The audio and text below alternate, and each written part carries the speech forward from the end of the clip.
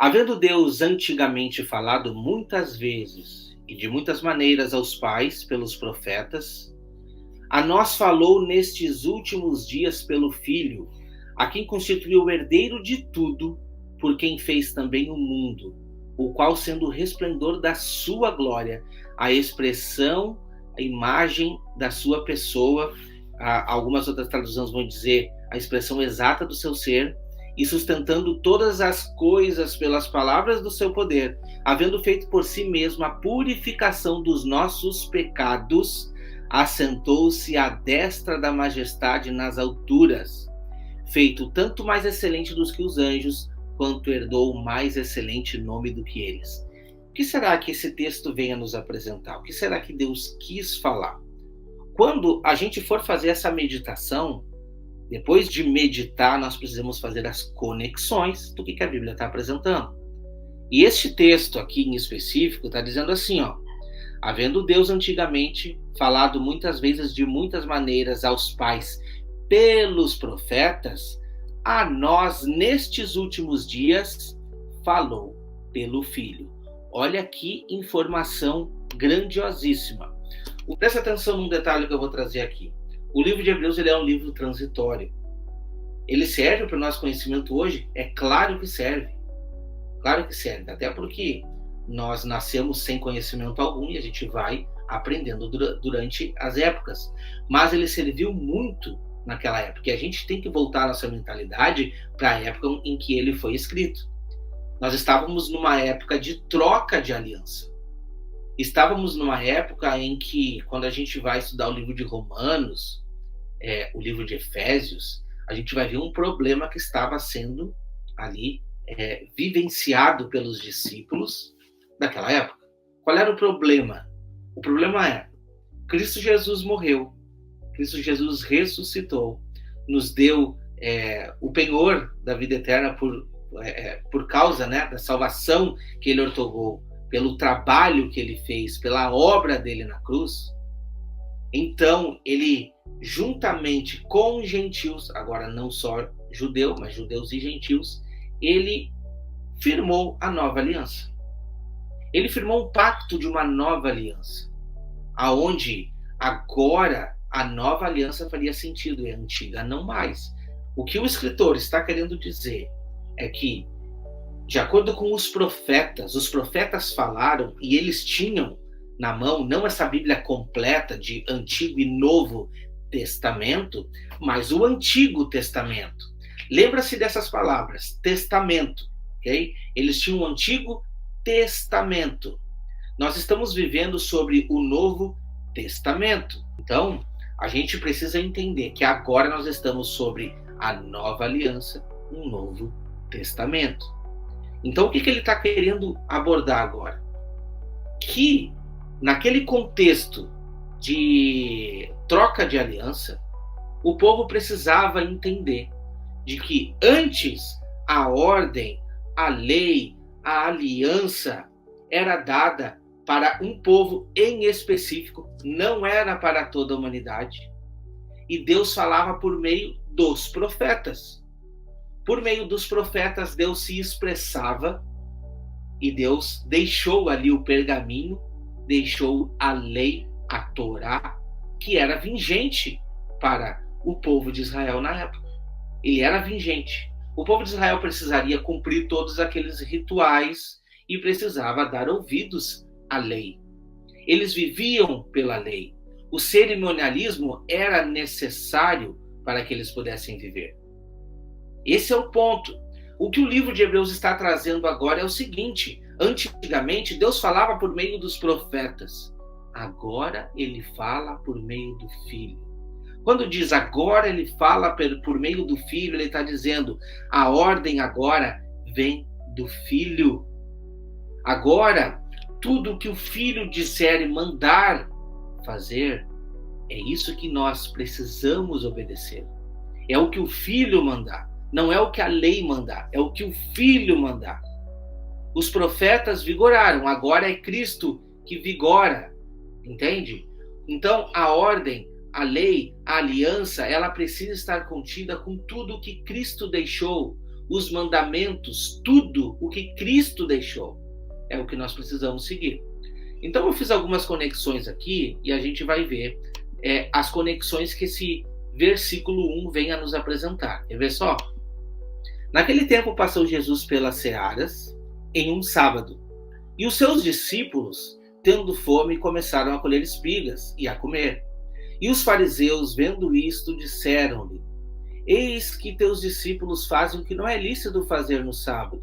Ele, porém, lhe disse: Não tendes lido o que fez Davi, quando teve fome, ele e os que com ele estavam? Como entrou na casa de Deus e comeu os pães da preposição que não lhe era lícito comer, nem aos que com ele estavam, mas só aos sacerdotes? Ou não tendes lido na lei que aos sábados os sacerdotes no templo violam o sábado e ficam sem culpa? Pois eu vos digo que está aqui quem é maior do que o templo. O que o Jesus veio trazer é exatamente o sentido. Olha, a lei, os profetas, todas essas oblações e mandamentos estavam apontando para mim. Por isso que o texto de Hebreus está dizendo, olha, os profetas vigoraram, agora ouçam a Cristo Jesus. Ali está quem é maior que o templo, quem é maior que a lei e quem é o penhor da nossa salvação. É Cristo Jesus. É para ele que nós precisamos atentar, é tudo que ele falou, é tudo que ele deixou que nós precisamos atentar. Mais um versículo aqui, ó. Olha que interessante. E aconteceu que, acabando Jesus de dar a instrução aos seus 12 discípulos, partiu dali para ensinar e pregar nas cidades deles. E João, ouvindo no cárcere falar dos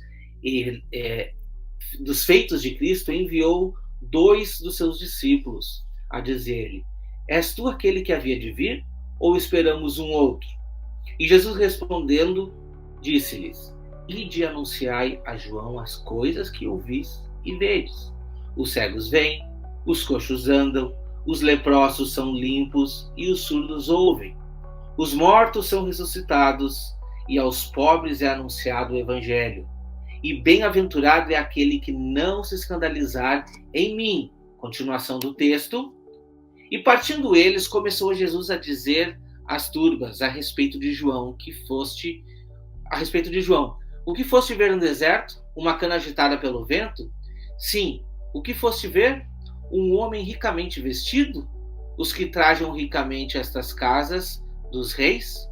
Mas então, que fostes ver? Um profeta? Sim, vos digo eu, e muito mais do que um profeta, porque é este de quem está escrito. A lei, os profetas, a Torá estava falando sobre este, porque é sobre este que está escrito: Eis que diante da tua face envio o meu anjo, que preparará diante de ti o teu caminho. Em verdade vos digo que, entre os que de mulher têm nascido, não apareceu alguém maior do que João Batista, mas aquele que é menor no reino dos céus é maior do que ele. E desde os dias de João, o Batista até agora se faz violência ao reino dos céus, e pela força é que se apoderam dele. Porque todos os profetas e a lei profetizaram até João. E se quereis dar crédito, é este o Elias que havia de vir. O profeta que anunciou que Jesus Cristo viria, o profeta que estava aprumando o caminho para a chegada de Cristo Jesus foi João Batista. E ali está dizendo que todos os profetas e a lei profetizaram até João. E depois não existe profeta e lei profetizando na Torá sobre o que haveria de vir, porque o que veio se tornou presente, a sombra se tornou realidade. Jesus Cristo é maior que os profetas. Jesus Cristo é a razão da profecia. Jesus Cristo é o espírito da profecia que foi revelado a nós.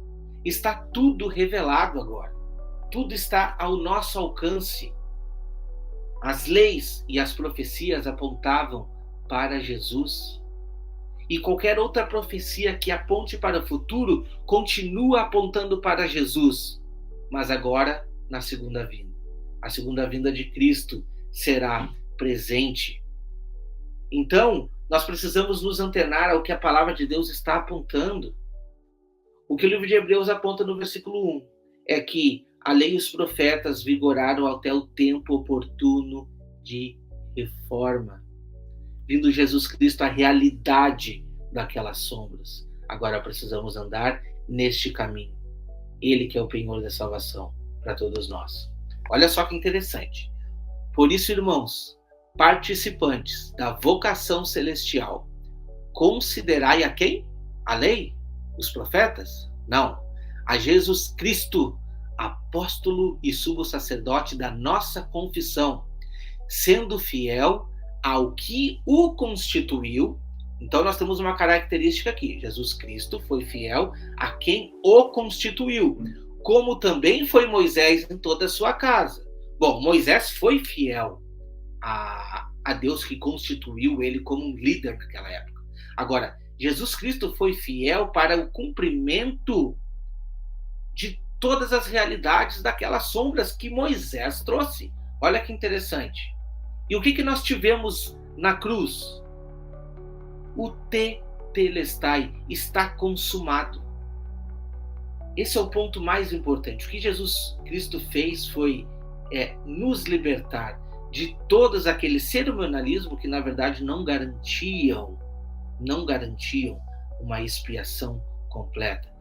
Todos os cerimonialismos, eles precisavam ser repetidos ano a ano. Agora, Jesus Cristo, ele cumpriu, ele se fez presente. E esse é o ponto mais importante.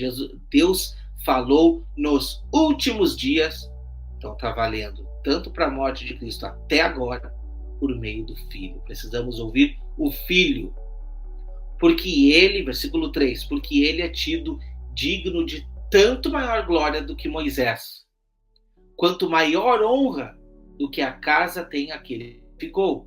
Porque toda casa é edificada por alguém, mas o que edificou todas as coisas é Deus. E, na verdade, Moisés foi fiel em toda a sua casa como servo, para testemunho das coisas que se haviam de anunciar. Quais são as coisas que se haviam de anunciar? A realidade daquelas sombras. Cristo como filho sobre a sua própria casa, a qual somos quem? Nós. Cristo como filho sobre a sua própria casa, que somos nós, se tão somente conservarmos e firme a confiança e a glória da esperança até o fim. O que Cristo fez foi imensamente maior do que Moisés. Vocês estão entendendo? Tanto é que a palavra diz que quando Cristo ressuscitou, ele nos introduziu, ele nos ressuscitou juntamente com ele. Aquilo que nós perdemos no Éden, Cristo Jesus nos garantiu, que é a esperança da vida eterna. Aquele que quem crê em mim já passou da morte para a vida, é o que está escrito. Só nos basta crer e andar numa vida de arrependimento, andar numa vida de santidade, mas é necessário crer em Jesus Cristo, crer no sacrifício que ele fez. Não é a lei, é Jesus Cristo. É isso que o texto está apresentando. E nós precisamos estar antenados nisso. No caso, a respeito das profecias que já foram lançadas pelo Antigo e Novo Testamento, não há base bíblica para novas revelações. O que tinha para ser revelado, assim foi no Apocalipse, revelado por Jesus. Exatamente, até porque quando a gente vai para o Apocalipse, quem está ali no primeiro capítulo, quando João vira para trás e olha, o que ele olha? O sumo sacerdote. O sumo sacerdote está com a lamparina, que é o castiçal, as 7 igrejas na sua mão. Você lembra disso? É isso que João enxerga quando ele olha para trás. Ele vê Jesus Cristo. E o início do livro do Apocalipse, irmão Tiago, ele diz o seguinte: revelação de Jesus Cristo ao servo João, a respeito de tudo que ele precisa, testificar. Jesus Cristo, que é o testemunho, Jesus Cristo, que é a testemunha fiel, o espírito da profecia. Exatamente isso que você colocou é muito importante. Jesus Cristo é a revelação. Não existe outra revelação. A revelação se acaba em Apocalipse. O que nos compete é compreender. O que nos compete é somar com os profetas, com tudo que foi escrito, para compreender o que o livro de Apocalipse vem a trazer e vem a apresentar. É isso que nos compete. Não esperar que um outro profeta venha e diga o que foi, e diga diferente do que foi escrito. Entende? O próprio livro de Apocalipse adverte que aquele que acrescentar qualquer palavra nesse livro, nele serão acrescentados os flagelos que estão descritos no próprio livro. E aquele que tirar a mesma coisa.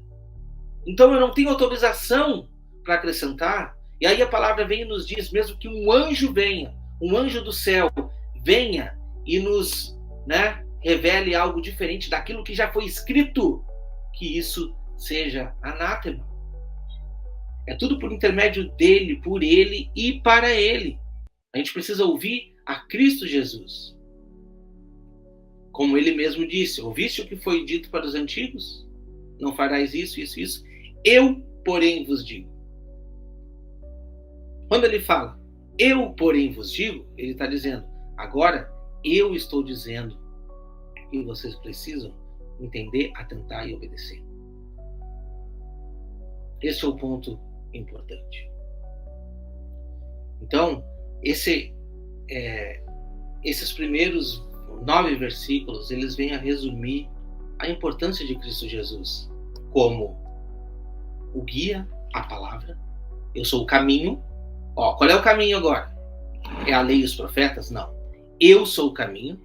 Qual é a verdade agora? É a lei e os profetas? Não. Eu sou a verdade. Qual é o caminho agora? É a lei e os profetas? É o cerimonialismo que me dá vida? Não. Eu sou a vida.